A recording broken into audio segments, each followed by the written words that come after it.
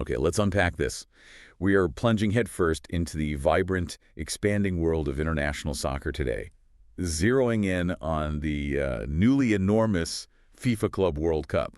Yeah, it's a whole different beast now, isn't it? Definitely.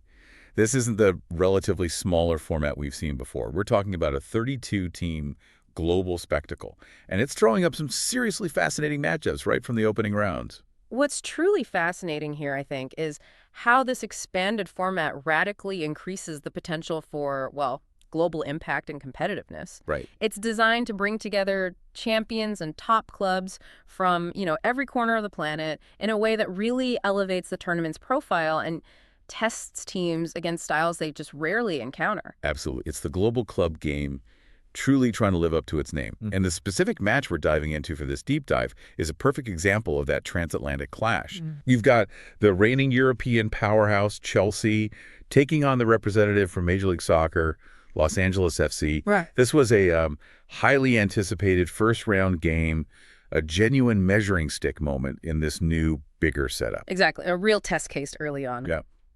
And as always with the deep dive, everything we're going to discuss, every insight, every tactical nuance, the details on player performances, the broader implications, it all comes directly from the source material that was shared for this analysis. That's key. We're peeling back the layers based purely on what the information provides us about this specific contest. No outside speculation, just what the sources tell us. Our mission, your mission as you listen to this deep dive, is to move well beyond just knowing the final score. We want to understand the pulse of the game, Yeah, the story behind the numbers. Exactly. The key moments and decisions that sculpted the outcome, the tactical battle that played out on the field, how individual players stepped up or perhaps struggled, and crucially, what this specific match means in the grander scheme of this massive new tournament and for, well, global soccer dynamics as a whole. It's about getting you quickly but deeply and thoroughly informed on exactly what happened and, more importantly, why it carries significance. Consider this your essential shortcut, really, to understanding this particular piece of the global soccer puzzle. We're connecting the data points from the source material to build a comprehensive picture for you. That's right. So let's get started. Settle in because we are diving deep into this intriguing contest, a true test of league strength and continental styles on a world stage. Hashtag the setting and the scoreline. All right, let's lay the groundwork for this match. Set the scene a bit. According to the source, this game took place on June 17th, 2025. Okay. Kickoff time was 03:00, Coordinated Universal Time plus 8 hours, and the location, Lumen Field in Seattle, Washington, right here in the United States. Interesting venue choice. Not LAFC's home turf, obviously, but still in the U.S. Right. While not LAFC's home stadium, being played on U.S. soil certainly offered them, perhaps, a degree of familiarity compared to their European opponents. Right. Maybe less travel fatigue, too. Yeah, that geographical detail from the source is interesting. Even on neutral ground, technically, being in the U.S. might offer a subtle psychological advantage or just, ease of travel for the MLS side. Makes sense. The teams, as you mentioned, were Chelsea, representing UEFA as a major force from the English Premier League, and Los Angeles FC, the MLS champions. And the result, the bottom line? The bottom line was a victory for Chelsea, with the final score standing at Chelsea 2, Los Angeles FC 0. 2-0. A clean sheet win for the European giants. So, pretty straightforward start for them, it seems. Straight to business, you could say. Now, context is absolutely vital here because this match is part of something much bigger, the very first round of the newly expanded 2025 FIFA Club World Cup. Right. This isn't the old 7-team format we were used to. It's not at all. It's ballooned to include 32 clubs from across the confederations, really aiming for that true global representation. It's a huge undertaking. And Chelsea's presence here, as noted in the source, comes from a unique qualification route in this new format. How so? They didn't qualify based on their 2024 or even 2025 domestic performance. They actually earned their spot by winning the 2021 UEFA Champions League. Wow, 2021, so a few years back. Exactly. This highlights how the tournament is acknowledging recent historical achievement over a specific 4-year cycle rather than just, say, the most recent domestic league form. Right. It's a reward for past success on the biggest continental stage brought forward onto this new global one. That adds a fascinating layer, doesn't it? I mean, you could have teams whose rosters have changed pretty dramatically since they qualified years earlier. Personnel changes, maybe even coaching changes. Yet they are still here representing that peak moment. And for LAFC, this match held particular significance because, well, it marked their absolute debut in the Club World Cup. First time ever on this stage. Yeah, this was their first time stepping onto this specific global stage as a club. Huge moment for them. And that debut status adds immense importance for LAFC, It's a major milestone, a chance to prove themselves against the world's elite and gain invaluable experience that, frankly, money can't buy. Absolutely. Now let's look at the initial significance of this 2-0 result. For Chelsea, a solid, stable start is exactly what you want in an opening cup tie. A clean sheet win immediately builds confidence and sets a positive tone for their entire CWC campaign. Gets them off on the right foot. Yeah. And for Chelsea's coach, Enzo Fernández, this match also has specific significance. His tenure started on July 1st, 2024, so by June 17th, 2025. He's been at the helm for close to a year. Getting settled in, yeah. The source describes this match as an early test for him on the international stage. It's not his absolute first match with the team, obviously, but it's one of the first major international competitive fixtures under his belt in this new role. Right. A big stage under his management. That clean sheet victory against a continental opponent provides a valuable honeymoon period boost, perhaps, Does it? and initial trust from the fans. Definitely.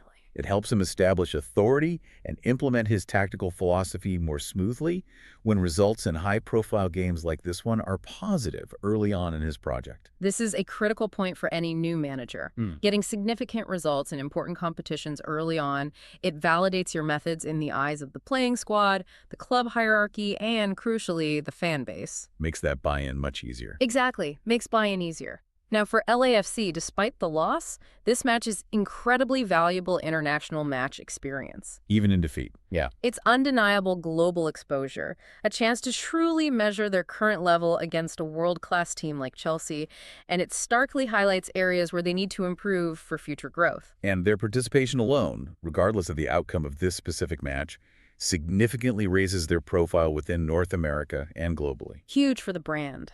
That exposure is crucial for Major League Soccer's continued expansion, for attracting top-tier talent in the future, and for building the LAFC brand internationally. Yeah. It puts them on the map in a new way. If we broaden the view now, connect this result to the bigger picture of the Club World Cup itself. The expanded format's stated aim is to increase competitiveness and global impact. That's the goal anyway. Right. The source mentions that other strong teams from different continents, like Botafogo and Palmeiras from South America, are seen as potential challengers to the traditional European dominance. So Chelsea's comfortable 2-0 win here. It immediately positions them favorably for advancing, right, from their initial group or round, depending on the tournament structure implied by the source. Puts them in the driving seat, yeah. It sets them on the path towards the later stages. For LAFC, this loss means they would need strong performances in any remaining matches in the format to potentially salvage their tournament or, at the very least, maximize the experience gained. A tough start for them, then. And this result directly links back to that historical European dominance in the Club World Cup, which has been pretty consistent over the years. Very. The source explicitly references this historical context, where European champions have consistently performed strongly against opposition from other confederations. Chelsea's 2-0 win, while maybe not a complete landslide, aligns perfectly with this expectation, demonstrating the established hierarchy. FIFA's goal with this expansion is multifaceted global influence, increased commercial value, and raising the standard of club soccer worldwide. Right. It's business and sport combined. Having established European powerhouses like Chelsea show this level of stability and secure comfortable wins, particularly early on, is key for maintaining high technical and tactical standards, and, let's be honest, a certain level of predictability for broadcasters and sponsors. True, predictability sells. However, it also sets the stage for potential underdog stories later if a non-European team can manage to upset the established order. That's always the hope, isn't it? Exactly. This match serves as an early piece of evidence in the new format that the inherent strength advantage of European powerhouses is still very much a defining factor. It helps shape the initial narrative of the tournament. European clubs enter as the clear favorites, as expected. But the Club World Cup provides an unprecedented platform for clubs from other regions to test themselves, learn, and showcase their talent to a much wider global audience than ever before. It's a massive shop window. Hashtag the game unfolds, tactics and flow. Okay, let's transition now and dig into the tactical battle that unfolded on the pitch and the actual flow of the game, based on what the source material tells us. How did these teams likely set up? Well, based on Chelsea's identity as a top European side and their roster, they were predicted to employ a possession-based tactical approach. Pretty standard for them, really. Meaning lots of the ball, trying to control the game. Exactly. This means their game plan would involve aiming to control the majority of the ball, dictate the rhythm of play, and use strong pressing strategies to quickly regain possession whenever they lost it. The goal would be to control the midfield from the very first whistle, building attacks patiently but with intensity. And with key attacking players like Cole Palmer and Nicolas Jackson mentioned in the source, you would expect Chelsea to actively exploit width, using their wingers and fullbacks. Stretching the defense. And also look for central penetration to create scoring chances and break down LAFC's defense, aiming for those early goals to settle nerves. Correct. On the other side of the equation, LAFC, knowing they were facing a significantly stronger opponent with, let's face it, superior technical ability across the park, Yeah, a different level. was expected to adopt a more conservative, counterattacking approach. Sit back and absorb pressure. Pretty much. Their primary focus would be on maintaining defensive compactness, packing players behind the ball to limit the space Chelsea had to operate in, especially in dangerous areas near their goal. They would aim to absorb Chelsea's pressure, try to wear them down physically and mentally, and then look for opportunities to transition quickly on the break or maybe capitalize on set pieces. Makes sense. It's a pragmatic strategy when you anticipate spending significant periods without the ball. Definitely pragmatic. So, given these expected tactics and that final 2-0 scoreline, the first half of the match likely saw Chelsea dominating possession, just as anticipated. Most certainly, yeah. The source implies they created significantly more chances and registered more shots on target during this period. Yes, that's the logical conclusion based on the source and the result. LAFC would likely have been defending deep, relying heavily on committed defending, blocks, and hoping their goalkeeper was, well, having a very good day. Needed a big performance from the keeper. Absolutely. Making key saves to prevent Chelsea from scoring early. Surviving the initial onslaught without conceding would have been their primary objective. And the first goal. When did that likely come? The source suggests the breakthrough goal, the first one, likely came either in the first half or very early in the second half, which is typical in games where one team is dominating possession and chances, but maybe struggling to find that final touch initially. Right. That first goal is crucial because it breaks the deadlock and forces the defending team, LAFC in this case, to potentially alter their conservative strategy. They have to come out a bit more. And a snapshot of the likely halftime statistics, based on the source material we'll dive into more deeply later, would undoubtedly confirm this picture. Chelsea with a clear and significant possession advantage. Big time. A higher number of total shots, and importantly, a much higher number of shots that actually tested the LAFC goalkeeper. And LAFC's lower pass completion rate, which the source notes, aligns perfectly with this narrative. How so? Well, it suggests they were perhaps attempting more direct or long passes to bypass Chelsea's pressing midfield quickly, which are inherently riskier passes. Or just couldn't string passes together under pressure. Or that, exactly. The intense pressure from Chelsea made it harder for them to complete accurate passes, even in their own half, leading to a lower overall completion rate compared to Chelsea's comfortable, patient circulation of the ball. So Chelsea is in control, but maybe needing to make that dominance count fully on the scoreboard as they head into the second half. Right, turning pressure into goals. This leads us into the second half dynamics, where Coach Maresca made some key substitutions that the source highlights as having a significant impact on the game's outcome. This is where we see the coach's in-game management really coming into play. Absolutely. Chelsea made crucial tactical adjustments via substitutions. One notable change occurred right at the start of the second half. Reece James. The captain. Yeah, pivotal player, team's captain, playing at right back. He was replaced by Malo Gusto. The source notes that James had received a yellow card in the first half. Ah, okay. And that substitution, coming right at halftime, is clearly a preventative measure, right? Yeah. Avoiding a potential second yellow. Precisely. It's a prime example of a coach assessing risk and managing his squad for potential future matches in a tournament format. You just can't afford to go down a man unnecessarily. Especially not your captain. Exactly. Leaving a player who has already been cautioned on the field, especially in a high-intensity match where tackles are frequent, significantly increases the risk of receiving a second yellow card and being sent off. Losing a player, particularly your captain and starting right back, would severely hinder the team's chances of winning. So smart management. Substituting James for Gusto maintained a defensive quality on that flank while eliminating the disciplinary risk. It shows Maresca's strategic foresight, prioritizing the clean sheet and avoiding complications down the line. That makes perfect sense. You want to win the game without unnecessary disadvantages. Now, another really significant substitution mentioned in the source was Enzo Fernández coming on in the second half. Yes, huge player for them. He's usually a regular starter, the source says, but here he came off the bench. What was the thinking there?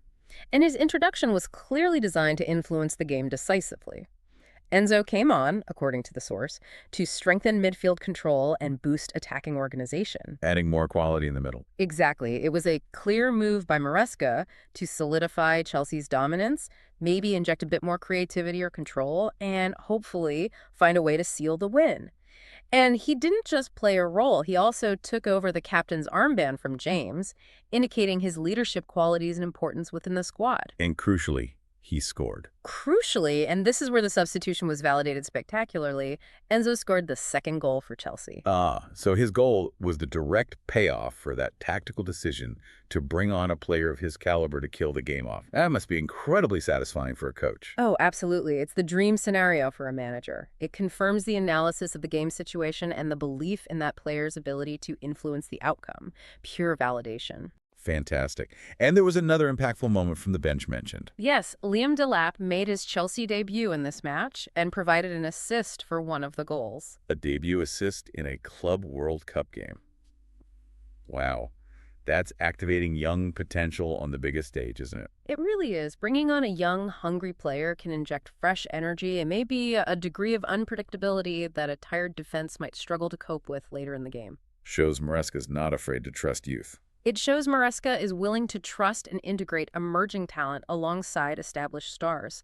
These substitution actions taken together really highlight Coach Maresca's flexibility and his ability to precisely manage the resources within his squad. Using the whole toolkit. Exactly. He's not only utilizing proven, high-impact players like Enzo Fernández to control and win games, but he's also successfully integrating potential future stars like Liam Delap. This adaptability and trust in the squad depth are absolutely crucial for a team that's still relatively early in its development phase under a new coach. Still gelling, as the source put it. Right. Showing he can react effectively to in-game situations and leverage the full strength of his roster. That's key in tournament soccer. So how did LAFC attempt to respond? Chelsea take the lead, bring on fresh legs, impact players. What could LAFC do? Well, facing a deficit, especially after conceding the first goal, LAFC would have been compelled to adopt a more aggressive stance. They couldn't just sit back anymore. Had to chase the game. Right. This likely involved committing more players forward in attack or making attacking substitutions of their own to try and find a way back into the match. However, as the source implies, through the final score and the stats we'll get to, their chances remain limited against Chelsea's increasingly stable and well-organized defense, even with the shift in LAFC's approach. They just couldn't break through consistently. You mentioned Enzo's second goal as a turning point earlier. Can you elaborate on why that was so decisive? Yes. The source explicitly calls out Enzo Fernández's second goal as the decisive turning point in the match. That goal extended Chelsea's lead to 2-0. Gives them that cushion. Exactly. At that point, with a 2-goal cushion against a team that had really struggled to create clear chances all game, it effectively extinguished any realistic hope LAFC had of mounting a comeback. Game over, essentially. Pretty much. It allowed Chelsea to shift gears, take the sting out of the game, and comfortably control the tempo for the remainder of the match, minimizing risk and seeing it out professionally. It sounds like classic game management from a top, experienced European side. Textbook, really. Yeah. In the final stages of the game, with a comfortable 2-0 lead, Chelsea would naturally adopt a more defensive posture. Maybe not parking the bus, but certainly more cautious. Protecting the lead. Right. This involves keeping possession in less dangerous areas, circulating the ball defensively and in midfield to run down the clock, and not taking unnecessary risks going forward. LAFC would have likely launched a final, perhaps desperate push. Throwing bodies forward. Yeah, maybe. But without sufficient time or the energy left after chasing the game for so long, they struggled to create significant threats against Chelsea's disciplined defense in those closing minutes. And this controlled approach from Chelsea, especially after securing the lead, brings us back to the experience factor we touched upon earlier, doesn't it? It absolutely does. Chelsea's extensive history and experience in high-stakes international tournaments like the Champions League were very evident in their composed and controlled approach, particularly in the second half after they went ahead. They know how to win. They possess the collective maturity and tactical intelligence to adjust their strategy under pressure, shifting from an attack-minded approach focused on breaking down the opponent to effectively managing the game and seeing out the win. It's second nature to them. And conversely, LAFC's loss might partly be attributed to a lack of this specific high-intensity international knockout match experience. Is that fair? I think that's a fair assessment based on the source. Yeah. While they're experienced in MLS and CONCACAF competition, the pace, the technical quality, the relentless tactical discipline of a top European team like Chelsea are, frankly, on a different level. It's a step up. A significant step up. Lacking extensive experience at this specific level makes it harder for them to react effectively in critical moments, whether that's finding that crucial final path under pressure, maintaining defensive shape for 90 minutes against relentless attack, or knowing how to find a way back into the game when trailing against a side determined to close it out. Little moments make a big difference. Exactly. Chelsea's ability to maintain composure and execute their plan reflects a mental fortitude and game understanding developed through years of consistently competing at the highest levels of European soccer. That experience is hard to replicate. #tag the goals, keepers, and key individuals. Okay, let's hone in now on the moments that really changed the game, the goals themselves, and also talk about the players whose individual contributions stood out, including, of course, the performance of the goalkeepers. Right. So the goals. While the source doesn't explicitly name the scorer of the first goal, it strongly links Liam Delap's Chelsea debut and his assist to that goal. This makes it highly probable that the first goal, the crucial breakthrough, was actually set up by the young debutant, Delap. So an assist on your Chelsea debut on the Club World Cup stage in the opening match. That's an incredibly impressive and memorable start for Liam Delap. Talk about making an impact. Huge impact. And as you said, it's significant because it's the goal that broke the deadlock. It relieves the pressure on the team that's been dominating but maybe getting a bit frustrated. Yeah, eases the tension. And it forces the opponent, LAFC, to change their approach. That first goal can truly unlock a tight game. It shifts the whole dynamic. Absolutely. It's a fantastic way for a young player to announce his arrival. Now, the second goal, as we discussed, was scored by the substitute, Enzo Fernández. Yes, the World Cup winner. The source reinforces his importance by highlighting his role as a key midfielder and noting his impressive record as a top assister for the team in the recent season. So he's known more for creating. Primarily, yes. Known for his passing range, vision, controlling the tempo, but he clearly has goals in him too. So he's known for creating, but he showed he can finish too. Based on his playing style, how might that goal have been scored? Any guesses based on the source material? Well, given Enzo's characteristics mentioned, key midfielder, top assister, this goal likely came from one of his trademark late runs from midfield into the penalty box, maybe arriving unmarked to finish a cutback. Or maybe something from distance. Or possibly a powerful and accurate long shot from outside the area, which he's certainly capable of. Scoring the second goal was absolutely vital. It solidified Chelsea's lead and effectively put the result beyond doubt, crushing LAFC's hopes of a late comeback. Really underlined his value. It demonstrates his complete midfield ability, not just controlling the tempo and providing assists, but also posing a genuine scoring threat himself. A true all-around midfielder. Looking at Chelsea's attack as a whole then, the synergy between the players, both the starters and the substitutes like Delap and Enzo, seems crucial here.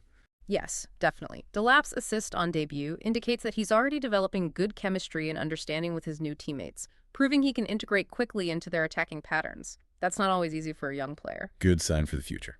Very. Enzo's goal also wouldn't have happened in isolation. It depended on intelligent passing and movement from teammates to get him into the scoring position or create the space for him to shoot.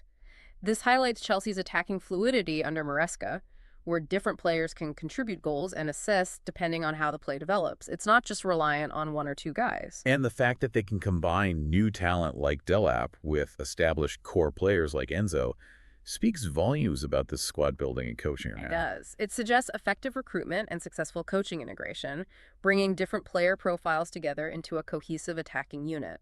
For LAFC, this presented a significant defensive challenge. Too many threats to handle. Pretty much. They weren't just facing one or two key threats. They were up against a team that could score or create from multiple positions through central forwards like Jackson, creative attacking midfielders like Palmer, wide players, and even midfield runners like Enzo making late bursts. That unpredictability makes Chelsea's attack very difficult to contain for the full 90 minutes. Moving back to the defensive end now, the goalkeeper's performances are always key, especially when there's a clean sheet involved like Chelsea got here. Absolutely critical. Chelsea's goalkeeper, Robert Sánchez, had, according to the source, a stable and effective performance, which resulted in that clean sheet. No major dramas for him. Seems like it was fairly solid. The source mentions his average goals conceded statistic from the previous 2024-25 season was 1.08, which is a very respectable figure for a Premier League keeper and reinforces his reliability. So dependable. Right. He likely made key saves against the limited chances LAFC did manage to create, the source mentions. LAFC had 2 shots on target, providing that essential layer of security behind the defensive line and instilling confidence in the defenders ahead of him. What about the LAFC keeper? They faced a lot more shots, especially shots on target 8, according to the source. Yeah, a much busier day for the LAFC keeper. While specific details on their saves aren't provided in the source, we know from the statistics that they've faced those 8 shots on target. Kept the score down, potentially. This implies they were undoubtedly under immense pressure throughout the match and must have made several crucial saves to prevent Chelsea from scoring more goals and keeping the scoreline at a, well, respectable 2-0. Facing a team with Chelsea's attacking firepower requires a goalkeeper to be constantly alert and capable of making big saves, which the LAFC keeper likely demonstrated. And that clean sheet for Chelsea under Maresca. What does that particular stat tell us, especially relatively early in his tenure on the international stage? A clean sheet is a hugely positive metric for any defense, especially under a new coaching system, or one still being embedded.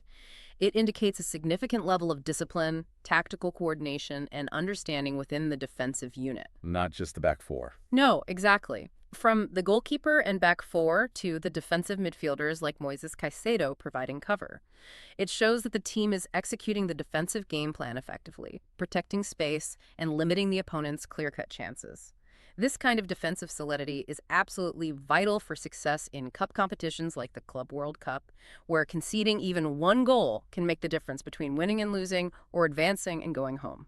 Sets a really good marker down. Looking at other notable individual contributions from the Chelsea side beyond the goal scorers and assisters, Cole Palmer is mentioned. Yes, Cole Palmer is mentioned as an attacking core player.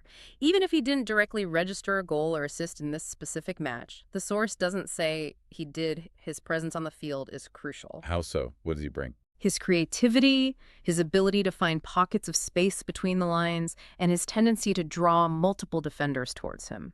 These are vital for Chelsea's attack because they create opportunities and space for other players like Enzo Fernández, Nicolas Jackson, or players making runs from deep. His influence often goes beyond the direct stat line. He makes things happen. Okay. What about Reece James before he came off? Reece James, the captain, provided defensive solidity and that attacking thrust down the right flank while he was on the field. His overlapping runs, his crossing ability, they're a big part of Chelsea's attack usually. Until that yellow card incident forced his substitution, his early presence was part of Chelsea's expected dominance on that side. And in midfield, shielding the defense. Moises Caicedo would have been absolutely key in the midfield battle, providing crucial interceptions, tackling, breaking up any potential LAFC counterattacks, and screening the defense. He's that midfield anchor. And Levi Colwill is mentioned too, young defender. Yes, Levi Colwill. Likely one of the starting center backs based on the source mentioning him leading the line. He would have been central to organizing that defensive line, ensuring tactical discipline, coordinating the back four's positioning, and managing the space behind them, contributing significantly to that clean sheet. Shows the trust in youth there too. And we absolutely cannot overlook the power of the bench in modern soccer, especially in tournament play, can we? No way. It's often the difference maker. We saw it clearly here with Enzo scoring and Delap assisting. Precisely. The significant direct contributions from substitutes like Enzo Fernández scoring and Liam Delap providing an assist are concrete proof of Chelsea's squad depth and the effectiveness of their bench options. And Gusto coming on for James was important too. Absolutely. Malo Gusto's substitution for James was also critical for maintaining defensive stability and avoiding a potentially costly red card. Having high-quality players who can come off the bench and directly impact the game, whether scoring, creating, or shoring things up defensively, is often the deciding factor for top teams competing in multiple competitions or making deep runs in cup tournaments. It's a squad game. Definitely. Chelsea's successful substitutions in this match strongly validate their squad depth and recruitment strategy, demonstrating they have the players available to react to game situations and maintain a high level of performance, which is crucial for long-term competitiveness across a demanding season and tournaments like this. So it's not just having a strong starting 11. It's having that bench that can truly change or control a game when needed. Absolutely. It provides the coach with tactical flexibility and the ability to rotate players without a significant drop-off in quality, which is invaluable over a long season or in a condensed tournament schedule like the Club World Cup. Huge advantage. Hashtag tactical breakdown and statistical deep dive. Okay, let's take everything we've discussed about how the game unfolded in the key moments and layer on a more detailed tactical breakdown, really digging into the numbers the source provides. They paint quite a picture. Yeah, the stats really back up the narrative. Reimagining Chelsea's probable tactical setup based on their strengths and the source's description of their play, they likely employed formations like a 4-3-3 or maybe a 4-2-3-1. Common setups for possession-based teams. Exactly. This setup supports their focus on dominating possession, implementing a high press to win the ball back quickly and high up the pitch, controlling the crucial central midfield area, think Caicedo and maybe Enzo later on, and attacking with versatility through their key players like Palmer, Jackson, maybe Nkunku if fit, utilizing both wide areas and central penetration. And defensively within that system. Their defensive strategy would be integrated into this, probably a high defensive line, when pressing aggressive midfielder presence like Caicedo to intercept and tackle before trouble starts, and a coordinated backline, potentially led by Cole Will, as the source suggests, focused on compact positioning and managing space behind them effectively. Okay, facing that dominant setup, LAFC's probable formations, like a 4-4-2 or perhaps even a more defensive 5-3-2, were clearly designed with a defensive-first mindset, weren't they? Oh, absolutely. Formations built for a tight defensive shape, specifically concentrating players in the middle and back areas to compress the space Chelsea could exploit, making it difficult for them to play those incisive passes or make dangerous runs into the box, trying to build a wall. And their attack, very different approach. Yeah, their attacking emphasis would be on being clinical and quick on the counterattack, potentially using pace on the wings or relying on moments of individual skill from players like Igor Jesus, who is mentioned in the source, to find those very limited opportunities against a top-tier defense. Basically, soak up pressure and hope for a quick break. So you have this clear contrast. Chelsea's formation is optimized for dominance and attack, while LAFC's is a pragmatic choice, built for resilience and counterpunching against a significantly stronger opponent. Makes sense tactically. Definitely. And assessing the execution, the source, and the result indicate Chelsea successfully executed their plan. They converted their possession dominance into scoring chances and, crucially, into goals, while also effectively limiting LAFC's ability to launch dangerous counterattacks or create clear chances. Showed maturity under Maresca. Yeah, suggests a level of tactical maturity and effectiveness under Coach Maresca.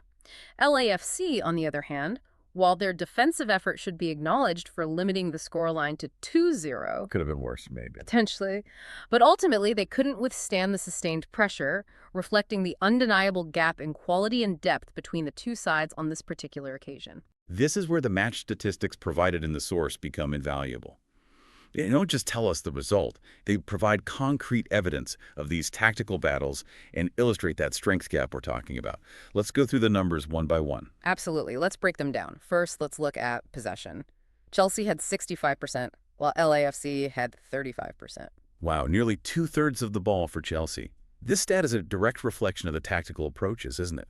65% possession for Chelsea means they absolutely dictated the rhythm and flow of the match. Completely controlled it. They spent the vast majority of the game with the ball, forcing LAFC to chase and defend for long periods. That must be exhausting.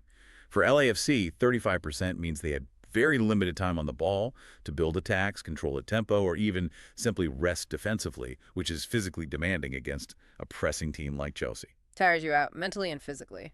Next, total shots. Chelsea registered 18 shots compared to LAFC's 7. Big difference there, too, more than double. This clearly shows Chelsea's ability to consistently get into positions where they could threaten the goal. 18 shots is a high number and indicates they were creating opportunities frequently throughout the match. Relentless pressure. Yeah. LAFC's 7 shots highlight their difficulty in breaking through Chelsea's defense and getting into promising attacking areas. Just couldn't generate enough threat. Then, shots on target. Chelsea had 8 shots on target, while LAFC only managed 2. Okay, this stat is arguably even more telling than total shots.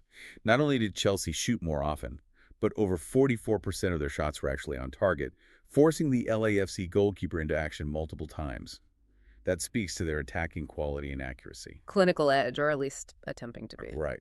LAFC only getting 2 shots on target from their 7 total shots underscores how difficult they found it to not only create chances, but to make those chances count by testing the Chelsea keeper. It reflects the effectiveness of Chelsea's defense in limiting those clear-cut opportunities. Okay, next, pass completion rate. Chelsea was at a very high, 89%, LAFC at 75%. That's a significant gap again. This stat points to the technical execution and tactical discipline of both teams. Chelsea's high rate of 89% indicates accurate, controlled passing, which is essential for a possession-based team to maintain control, circulate the ball even under pressure, and build attacks effectively, particularly in midfield in defense. Very tidy. Very. LAFC's lower rate of 75% could be attributed to a few things.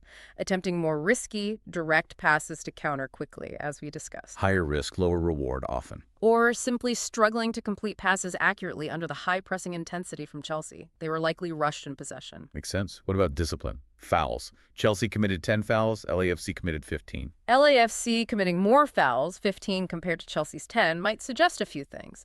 It could indicate frustration as they struggled perhaps to keep up with Chelsea's speed of play and technical ability, forcing them to commit fouls to stop attacks. Breaking up play. Or it could be a deliberate tactical approach to break up Chelsea's rhythm and slow the game down, disrupt their flow. Reece James receiving a yellow card for Chelsea shows that even the dominant team wasn't immune to committing fouls in the intensity of the match. And that ties into yellow cards. Chelsea received 1, LAFC received 2. Yeah, this reinforces the foul count. LAFC picking up more yellow cards aligns with them committing more fouls, potentially indicating either disciplinary challenges under pressure or perhaps a tactical willingness to stop promising Chelsea attacks, even at the cost of a card. James's yellow card was, as we discussed, a key event leading to his substitution at halftime. Okay, set pieces. Corner kicks. Chelsea had 7, LAFC had 3. Chelsea's significantly higher number of corner kicks, 7 versus 3, is a pretty natural consequence of their attacking pressure and spending so much time in and around the LAFC penalty area. More attacks, more corners, usually. Right. Getting the ball into dangerous positions often results in defensive clearances that lead to corners. While LAFC might look to set pieces as a potential route to score against a stronger opponent, it's often an equalizer. Yeah, a chance from a dead ball. Their lower number of corners means fewer dedicated opportunities to threaten Chelsea's goal from those dead ball situations. Right. And finally, offsides. Chelsea were flagged offside 2 times, LAFC just once. Pretty low numbers overall. Yeah, these minimal offside numbers for both sides are interesting. For Chelsea, 2 offsides might suggest disciplined attacking runs, good timing from players like Jackson, or perhaps that LAFC's defensive line, despite being under pressure, managed to hold a relatively disciplined shape. Didn't get caught out too often. Right. Not getting caught out too often by balls played in behind them. For LAFC, only 1 offside might mean their counterattacks were less frequent, or they weren't getting far enough up the pitch in numbers to be caught offside frequently. Or maybe their attacking runs were timed well, but the service to them just wasn't consistent enough to lead to more offsides. Okay, so wrapping up the statistical picture then, what's the overall takeaway from these numbers? These numbers collectively paint a very clear picture, don't they? It's about the technical, tactical, and maybe even physical disparity between a top European side and an MLS side on this particular occasion. They aren't just abstract figures, they are concrete evidence of how the game played out. The story of the match in data. Exactly. The effectiveness of Chelsea's tactical plan and the challenges LAFC faced. They certainly help to explain why European teams have historically been so dominant in the Club World Cup. For LAFC specifically, these statistics provide invaluable data points, highlighting precisely where they need to improve. Things to work on back up. Definitely. From possession retention under pressure to converting limited chances into shots on target if they want to compete consistently at this level in the future, it's a clear roadmap for development. It's like a data-driven autopsy of the match, showing exactly where the strengths and weaknesses lay for both teams. Very revealing. #tag beyond the pitch, reactions and implications. All right, let's pull back from the immediate action on the field now and consider the broader reactions and implications of this match.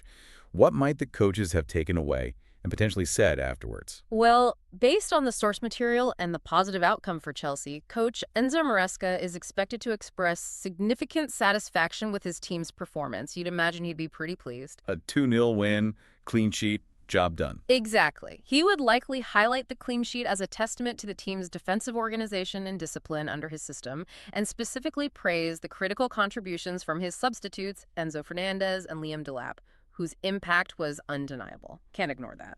He'd probably also point to the team's overall control of the game, that 65% possession, and the tactical execution as positive signs of progress during this gelling period under his leadership. Absolutely. He would certainly emphasize how important this victory is for setting a strong foundation for their Club World Cup campaign, boosting confidence early on. While celebrating this win, though, a good coach like Maresca would also likely temper expectations slightly. Manage the hype. Yeah, cautioning that tougher challenges lie ahead as the tournament progresses. You can imagine him specifically lauding Enzo's goal and Delap's debut assist, highlighting their quality and integration, and maybe providing some strategic insight into decisions like replacing Reece James, perhaps framing it as managing player welfare and disciplinary risk in a long tournament.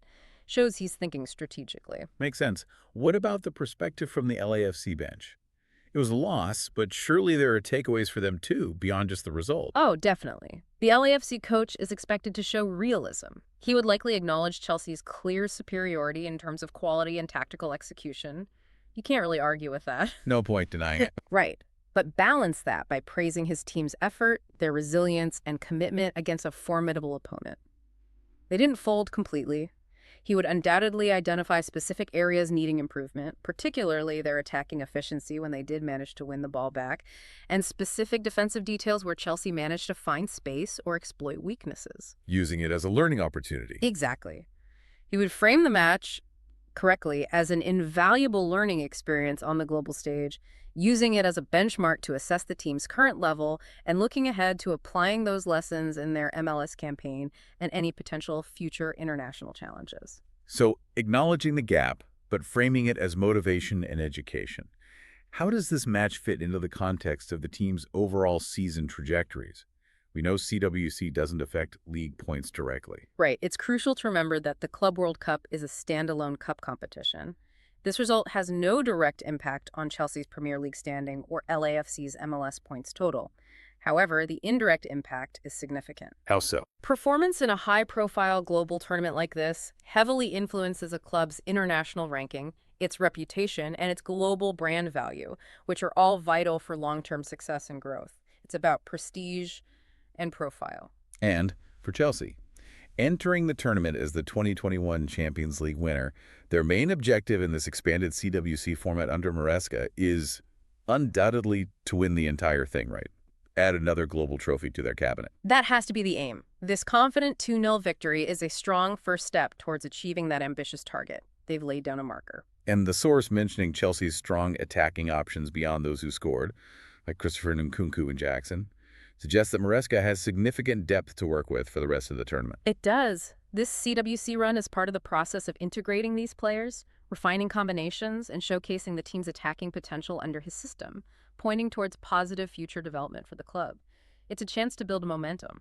And for LAFC, how does this fit into their bigger picture? For LAFC, simply participating and competing on this world stage is a significant achievement in itself. It showcases the growing strength and ambition of North American soccer. The loss, while disappointing, is part of their journey of internationalization. A stepping stone. Exactly. This experience, playing against a team with Chelsea's speed of play and tactical sophistication, is invaluable for helping them improve their competitiveness back in MLS. It also provides a concrete benchmark for their future goals in international competitions like the CONCACAF Champions Cup. They've seen the standard required at the global elite level firsthand. And circling back to Maresca quickly, with his tenure starting back in July 2024, securing a win like this in a major international tournament less than a year into his role, That provides significant validation for his methods, doesn't it? Oh, hugely. Builds considerable confidence within the squad and amongst the fans. It's a tangible piece of evidence that his project is moving in a positive direction, especially given the transitional nature of taking over a big club like Chelsea. Early positive reinforcement is key. Let's consider the impact beyond just the teams and coaches. What about the leagues themselves and their global standing? Does a result like this matter? Well, Chelsea's victory as a European team winning comfortably against a non-European opponent from a league often perceived to be at a lower global level, it undeniably reaffirms European soccer's global dominance. All a familiar story. A trend explicitly noted in the source material regarding the historical Club World Cup. This kind of result can highlight the gap in quality and potentially put pressure on other continental leagues and clubs to invest more significantly in player development, infrastructure, and coaching to try and close that gap in the future, or at least narrow it. The Club World Cup is marketed as a platform to find the best club globally, after all. Precisely. And Chelsea's win here reinforces their international reputation as a true powerhouse club. For LAFC, their participation, even with a loss, boosts their visibility globally, especially in North America. It generates buzz and interest, which is crucial for MLS's overall growth strategy. And this directly ties into the commercial side of the sport, the money. Absolutely. A club's international reputation and brand value are incredibly important assets these days. Success or even strong participation in a global event like the Club World Cup helps clubs attract top players in future transfer windows. Players want to play on the big stage. Right, because players want to play for globally recognized teams competing for major honors. It also makes the club more attractive to potential global sponsors, leading to more lucrative deals and increased commercial revenue. So, even without changing domestic league points, performing well in the CWC has a profound, long-term, indirect influence on a club's global appeal, financial health, and ability to compete at the highest level consistently. Finally, let's think about the fans and the social media buzz surrounding a match like this. What would the reaction have been? Chelsea fans would naturally be feeling excitement and optimism after seeing their team start a major international tournament with a confident win and a clean sheet. Pretty straightforward. Happy days for them. Seeing positive contributions from key players like Enzo Fernández and especially the debut assist from Liam Delap would certainly fuel their enthusiasm and raise expectations for how far the team can go in the tournament under Maresca. They'll be dreaming of lifting the trophy. And LAFC fans. A loss is tough, but their club was on the world stage for the first time against genuine elite opposition. How would they likely react? Despite the defeat, there's likely a significant amount of pride among LAFC fans in their team's first Club World Cup appearance. It's a historic moment. They competed against a top European club, and while they lost, they gained invaluable experience. Focus on the positives. Fans would likely focus on the team's effort and resilience shown on the global stage, while realistically acknowledging the quality gap. Hopefully that fuels a desire for continued improvement and future opportunities to test themselves at this level. It shows them where the bar is. And on social media, this kind of match must have created a lot of conversation globally. Oh, absolutely. Buzzing. Enzo Fernández's goal and Liam Delap's debut assist would undoubtedly be major talking points globally, sparking debates about their individual potential and the team's overall future trajectory under Maresca. And the tournament itself. Yeah, the new expanded Club World Cup format itself would be widely discussed, with results like this one fueling comparisons between the strengths of European leagues and those from other continents.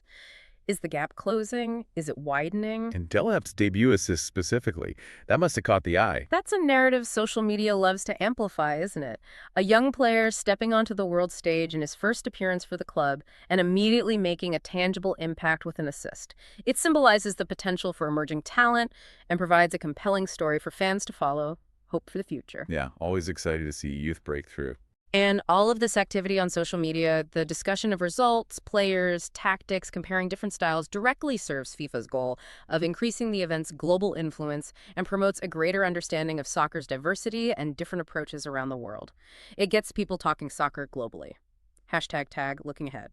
So after this opening match, what does the path forward look like for both Chelsea and LAFC? Based on this result and the source material. Okay, for Chelsea, this win provides a really solid foundation for their next match in the Club World Cup. Whether they advance directly to a knockout round or need results in a group phase, having a win and a clean sheet to start is immensely positive for momentum and confidence. Build a platform. Exactly. They will continue working on refining their tactics and building team chemistry under Maresca as they aim to navigate the challenges presented by opponents from other confederations and potentially other European giants deeper in the tournament.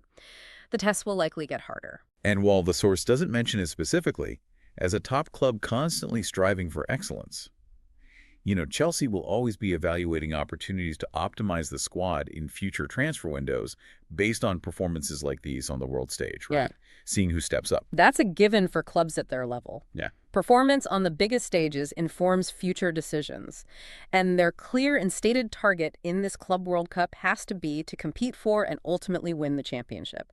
This comfortable opening victory is exactly the kind of confident step they needed towards achieving that ultimate goal. What about LAFC? They've had their first taste of this elevated competition. What's next for them after this? LAFC will take incredibly valuable, albeit tough, lessons from playing against a team of Chelsea's caliber. This experience serves as a critical benchmark. They need to perform a thorough analysis. Break down the tape. Yeah, break down the tape, look at the stats, and make adjustment based on the areas where they struggled, particularly finding attacking efficiency when under intense pressure and maintaining defensive solidity against sustained, high-quality attack for 90 minutes. And those lessons aren't just for the Club World Cup, assuming they have more games, but they'll directly impact their performance back home in MLS too. Exactly. This experience will be absolutely crucial for improving their competitiveness in Major League Soccer. Playing against Chelsea exposes weaknesses and highlights the level of tactical and technical execution required at the absolute top. Shows them the standard. Precisely. It provides a clear, aspirational benchmark for their future goals, both domestically and in future international competitions. They've seen the summit of club soccer. Now they know precisely how far they have to climb and what specific aspects of their game need development to maybe reach that level someday. #tag outro. And that brings us to the end of this deep dive. We've thoroughly unpacked Chelsea's 2-0 victory over LAFC in the opening round of the newly expanded FIFA Club World Cup. Yeah, a game highlighted by smart tactical decisions from Maresca, those impactful substitutions from Enzo Fernández and the debutant Liam Delap. Big moments from them. And a clear statistical picture that really illustrated the game's dynamics and the difference between the sides on the day. The match served as an early validation of Coach Maresca's progress with Chelsea, and certainly showcased their impressive squad depth. Definitely. And for LAFC, despite the loss, it was an invaluable opportunity to gain international experience and global exposure, providing a crucial benchmark for their future growth and development. And the result also, reaffirmed the historical dominance of European soccer within the context of this exciting, bigger tournament format. It did, for now at least. By diving into all these details, the tactics, the stats, the key players, the coaching decisions, and the broader implications, we hope you, listening, have gained a much deeper understanding of this specific match, its place within the new CWC landscape, and what it means for the teams and the tournament moving forward. You are now well informed on this particular deep dive. And as you think about this match and the aspirations of clubs worldwide, here's a thought to consider, maybe something to mull over. Okay. As the Club World Cup continues to expand, and teams from leagues outside Europe, like MLS, gain more regular experience against these established giants, will that repeated exposure and learning eventually enable them to genuinely challenge the traditional European dominance? Or is the gap just too big? Or will the significant disparities in resources, player depth, and established league strength ultimately prove too persistent to overcome in the near future? It's the big question hanging over this expanded format, really. A fascinating question indeed, as the global game continues to evolve. Thanks for joining us for this deep dive.